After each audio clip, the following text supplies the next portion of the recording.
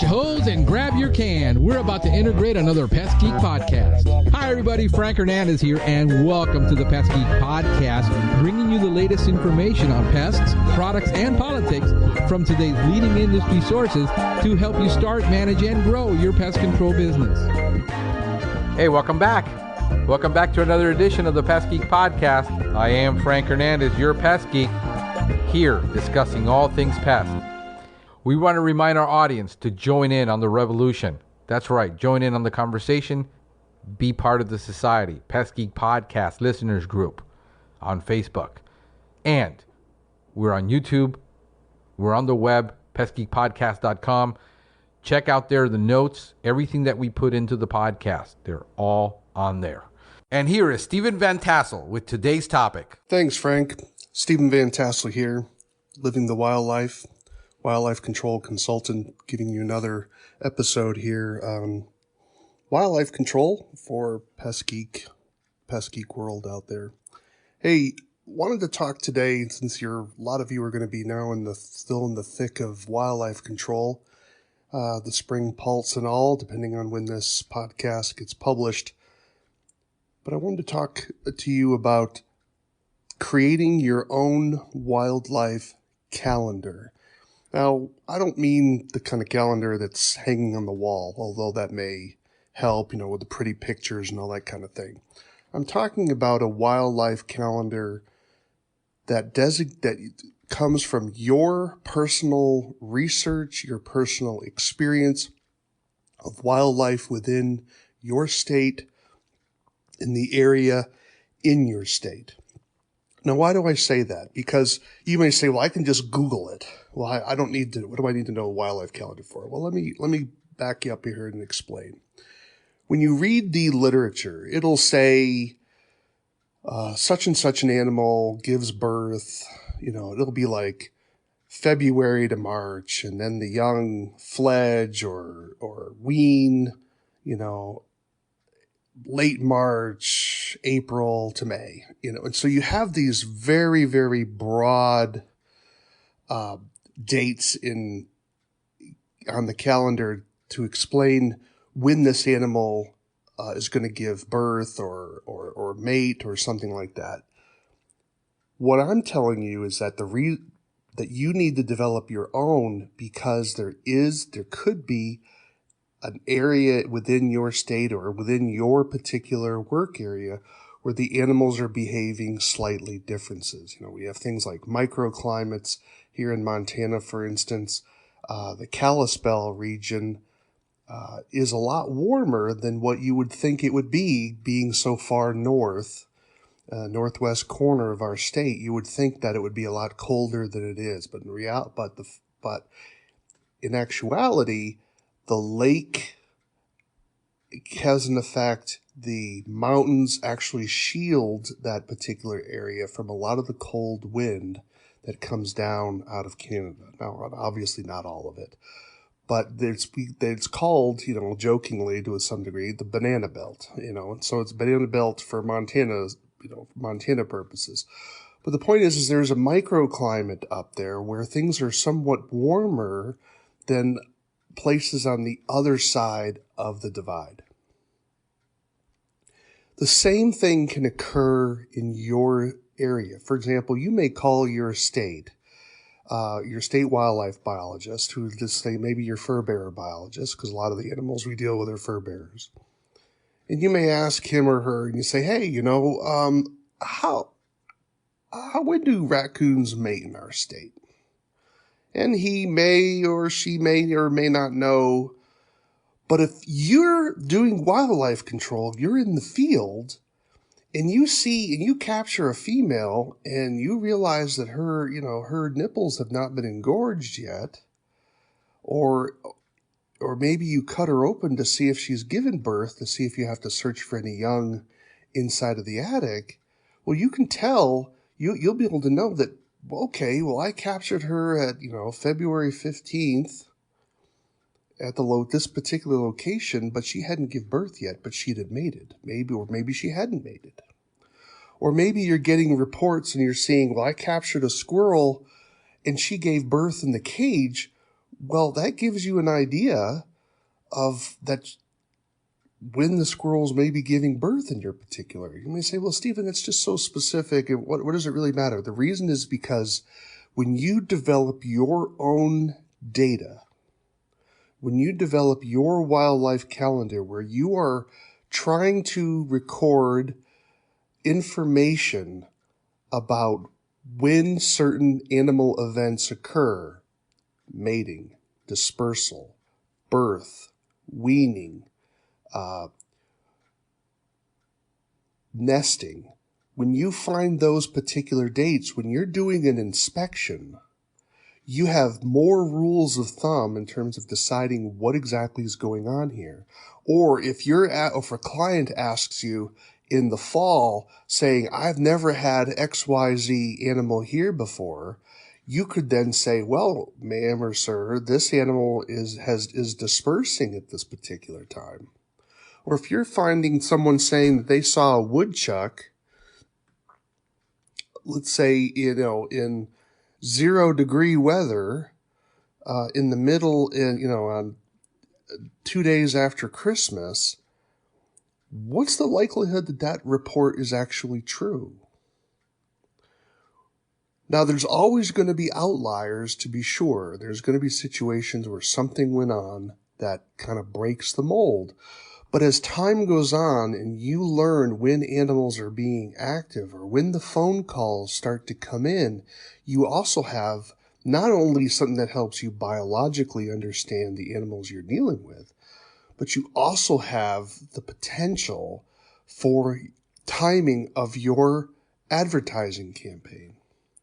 If you know that, let's say, moles are becoming more active in your area around April, then you know you need to start thinking about getting your advertising together next year, maybe around mid-April. Now, there is a little bit of the question is, do you try to anticipate the problem? In other words, do you try to advertise before you think the calls are going to start coming? Or do you advertise after you think the calls are going to start coming, or when the animal is becoming active? And my bias would be that, and I'm not an expert in marketing, but in terms of what I recall that I've read and talking to people, that is, the rule is you want to be sure you're advertising a week, maybe 2 weeks after you know that animal is going to be active. For example, if you know that, let's say April 15th, just to put a number out there, okay, just April 15th, historically, your company has been getting calls about mole damage. Well, typically people wait a while before they call, right? Because good Americans, we always wait till there's a crisis before we do anything. So if you're getting calls on average around April 15th each year, then you probably want to have some advertising in your area, in your service area, probably April 22nd, at least a week later, so that people who are having mole problems, who haven't made the call, because they don't know whether they should call, all of a sudden they see your ad and it says, I do mole control. And they're like, oh, yeah, that's right. I've been ignoring that, that mound going through my grass. And all of a sudden you have an opportunity to capture that, because your ad will trigger their memory of what they're seeing in their lawn. So let's recap this a little bit. Why do you need to have your own wildlife calendar? One, because you're going to be getting questions from your clients about, when are animals doing this? Could this be this? It's going to help you for your identification purposes. It's going to help you just be more competent in talking to your clients. Clients figure, hey, I've got this animal problem. They want to know more about that animal. And if you can't speak with some authority on the subject, and I don't mean just simply picking a number out of the air and just throwing it at them, but where you have, some research, and don't forget, your findings are research. You can explain from your experience. Let me take a side note here. We don't want to be arrogant with people who have biology degrees or wildlife degrees. They know a lot of stuff. Okay, so I don't want wildlife control operators to puff their chest out and think they're the cat's meow and they know so much more than wildlife biologists. That kind of arrogance I'm not trying to encourage.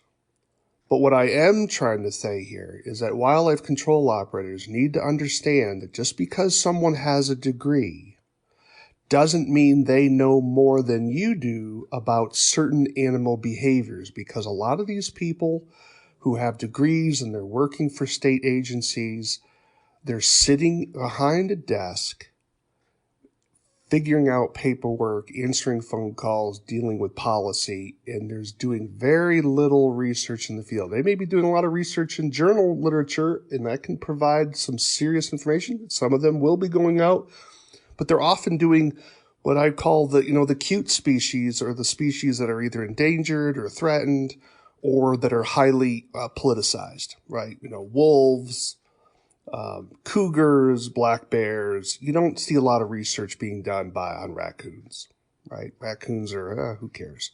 But because that's not where the political firestorm is.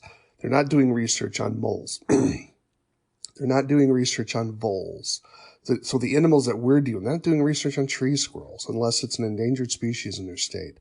So they won't know what you know. They're going to say, when does this animal give birth? It's not going to be from personal experience. It's going to be because they read it in a book that says, raccoons are mating in February. Okay. But if you've actually encountered raccoons mating in let's say, January 30th, well, then that's a hard, fast point of data, right? So I'm encouraging you, rely on your own information to the extent that you know that information. Read the literature. Absolutely. We'll be, when I'm doing my podcast, I'm repealing to various journal articles that I'll mention when I'm doing a summary of them. So I'm not anti-journal articles, but take the time to get a little notebook. I use Evernote, and I work here in Montana, and I have what I call a Montana calendar. So when I'm driving around and I see a spike on dead carcasses on the road of porcupine, then I can put in my Evernote article, May 15th, porcupines moving. Or I could say, because we don't really, raccoons haven't been a native species in Montana, and when I'm traveling around the state and I see a raccoon in in a certain location that's been hit by a vehicle, then I know that raccoons are dispersed that far. When are the woodpecker calls coming? So I hope you get my point. Understand what their biology is, so you look more competent to your client. It helps you identify damage better because the calendar is part of it. If an animal is hibernating, it's not causing the damage, right? It helps you with your wildlife control. Are you thinking about young when you're talking with the client in April and they're complaining about noises in the attic? Could there be young there? Yeah, there could be young there. Why? Because of the calendar that you're keeping. And then finally, I want you to think about how you can use the calendar for marketing your business, taking advantage of times with animal behavior so that you can combine that animal behavior with customer need. And again, my rule of thumb is advertise a week after the activity or the early calls are beginning, to kind of reinforce to people, hey, they don't have to ignore that problem. You're available and you're giving them a support. Develop your wildlife calendar. It's not as hard as you think. Do it by species and just simply take some notes. And after a while, if you do this for a few years, you're going to be able to put something up on the wall and create a calendar where you can tell people, tell your workers or yourself, all right, the raccoons, they're mating in our area between these weeks, and then giving birth during these weeks, and then they're dispersing during these weeks. And you can really lay that out and then have an idea, when should you take your vacation? Because the purpose of life is not to see how much work you do. The purpose of life is to enjoy the fruits of your labor. Or at least that's one of the purposes. But I digress. Hey, be careful out there. Still looking for people who have questions about various things that you want me to talk about, I'd love to get your feedback. Again, that's wildlifecontrolconsultant@gmail.com. That's wildlifecontrolconsultant@gmail.com. All one word, no spaces, no S at the end. wildlifecontrolconsultant@gmail.com. I'm Stephen Van Tassel for Wildlife Control Consultant. Back to you, Frank. We hope you have enjoyed this edition of the Pest Geek Podcast. Until next time, have a pestacular day. Thank you for listening to the Pest Geek Podcast. If you have enjoyed the Pest Geek Podcast, please give us a rating, write a review, or subscribe to the channel. You can join the Pest Geek Society by visiting pestgeekpodcast.com. Thank you for listening. See you next time.